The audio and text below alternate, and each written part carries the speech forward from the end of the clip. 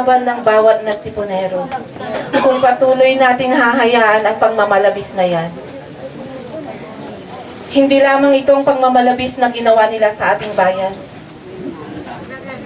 Naghangad po ako ng karapatan natin, bawat nagtipunero, nangarap ako ng magandang turismo.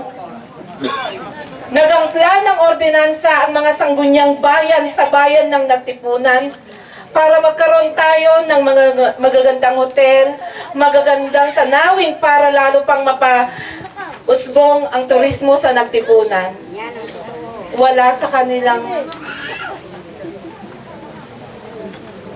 kanilang saklaw, pinangunahan nila ang ating karapatan na umakla ng resolusyon.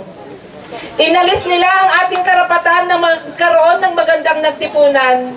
Dinenied nila ang ating karapatan. Wala sa kanilang karapatan yon. Pero ang ordinansang sinadmit natin sa Sangguniang Panlalawigan, dineclare na naman po nilang invalid.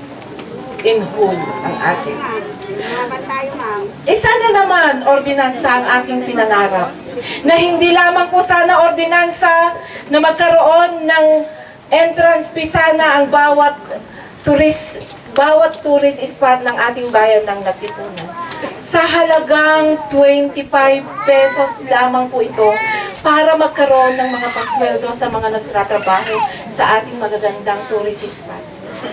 Pero ang 25 pesos na yun, na sinadmit ko sa Sangguniang Panlalawigan, pinatay na naman nila ang karapatan ng nagtipunan. Dineclare na naman nilang invalid ang ordinansang yun na karapatan na naman natin para magkaroon tayo ng hanap buhay. Kaya ang laban ko, habang nakikita ko kayo, ako na lamang po ang nag-iisang lumalaban para sa bahay namin. Kung ako ay hiling ko, wala na. Kaya itong laban na ito, hindi ko lang laban, kundi gising Quirinians. Ito na ang makikita natin na dito sa nagtipunan, hindi nagpapagabi ang mga pinuno dito, bagpos lumalaban sila.